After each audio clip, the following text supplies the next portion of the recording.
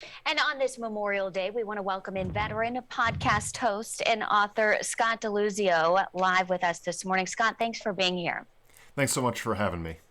And thank you to you and your family as your brother gave his life serving in Afghanistan.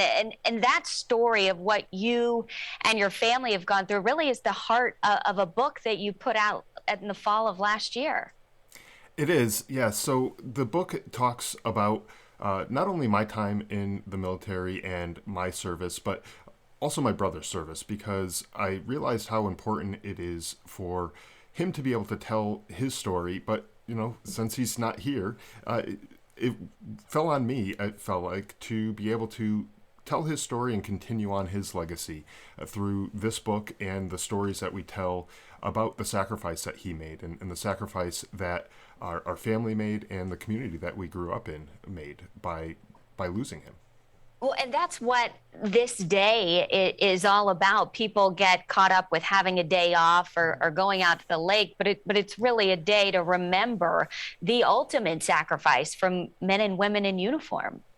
It is. And when we were growing up, we always would celebrate Memorial Day, but it wasn't until it really hit home and we became Gold Star family, that we really understood the meaning of the day. We always celebrated it. We always took some time to remember all of the troops who gave their lives in service to this country, but it wasn't until that day, August 22nd of 2010, that we really understood the meaning. Prior to that, it was just one of those things that happened to other people, and it didn't really hit home. But now that it has, this day has a different meaning to us. And Scott, I want to ask you, we know that there are soldiers like your brother who paid the ultimate sacrifice, but many like yourself return with scars that we can't see, dealing with PTSD. You're open about those struggles. What should we know about these brave men and women who come back with injuries that aren't apparent to the eye? I'm glad you mentioned that.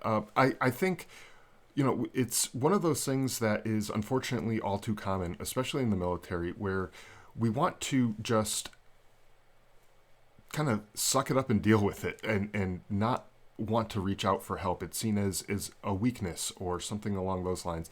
But nothing could be further from the truth. Reaching out and getting help literally saved me, saved my family the heartache of dealing with all of this in all the wrong ways. So it helped me to cope and move into a better way of living. And I really do encourage any of the veterans out there who are struggling with PTSD, who have lost a loved one, even the families of the fallen soldiers. I encourage you to go and get help, grief counseling, whatever it is that you need. Go and get that help, because it will certainly help change your life. Well, and Scott, that's part of why you wrote that book, because it's not it is a marathon of grief, and it comes up in different ways over the years and different memories, and it's not a flipping of the switch. You're not just Right. okay the next day. That's absolutely right. And I've equated it to when you break an arm, you go to the doctor, you get a cast on the arm, and a few weeks later you get the cast off, it's healed. But your mental health and the grieving process is nothing like that. It's the complete opposite. It's one of those things, like you said, a marathon, where you might feel okay one day, and then the next day you might feel terrible, and it's more of a roller coaster where there's ups and downs, and you get thrown for a loop every once in a while, and it's hard to deal with, especially when you think you're doing okay. You're on the ups for a long time, and then all of a sudden you hit the down low part of the roller coaster ride, and you try to figure out what's going on. But it really makes sense to get somebody who is a trained professional in this type of thing to help you out with all the things that you might be going through.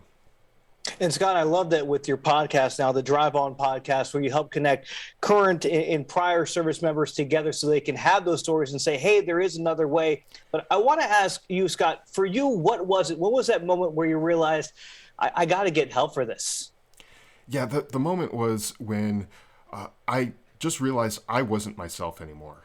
That I was angry. I was having trouble sleeping at night. I would drink too much. I just do all the things that weren't me. It wasn't the type of person who I was. I would snap at the littlest of things, and I didn't want that for my wife. I didn't want that for my son at the time. I have 3 children now, and they're all wonderful. But I didn't want to be that type of father, and I didn't want to be that type of husband or coworker or neighbor. I didn't want to be that type of person anymore. And so I decided it's time to go and get help. And that's what I did. And it really has helped change my life.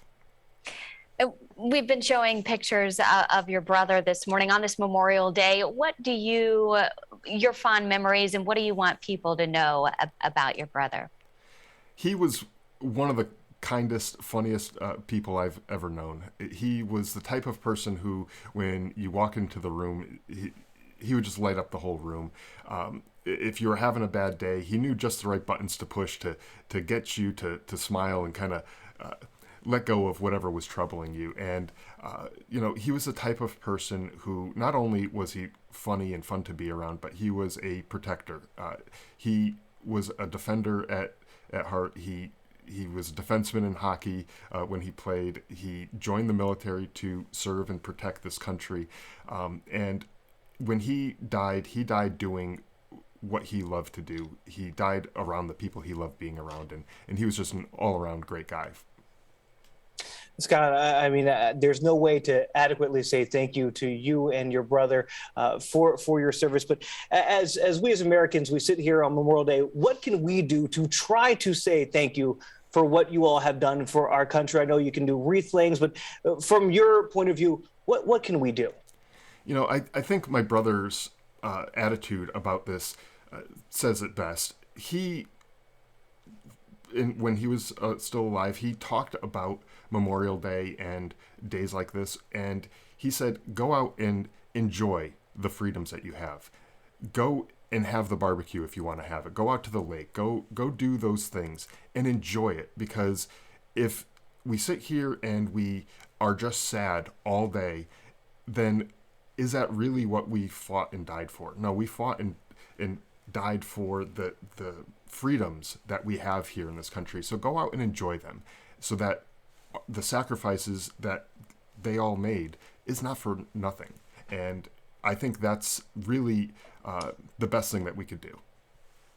Scott DeLuzio, thank you so much for being here and having this conversation with us. Where can people find your book and get more information about your podcast? Yeah, so the podcast is at driveonpodcast.com, and the book you can find on Amazon. Again, the book is Surviving Son, and for today and tomorrow only, the Kindle version of the book is on sale for only 99 cents, but it's available in all different formats, so Kindle, paperback, hardcover, and also recently released is the audiobook. So you can get it in all the formats that you want there on Amazon.com. Well, Scott, again, thank you so much for joining us. And on this Memorial Day, we honor not only your brother, but all the other brave men and women who gave their life so we can sit up here on the desk and enjoy the barbecue, cookout, whatever you're doing today. We thank you, your brother, and everyone like you. Thank you, sir. Thank you. It is 9:15. We leave you with a live look at the tomb of the unknown soldier.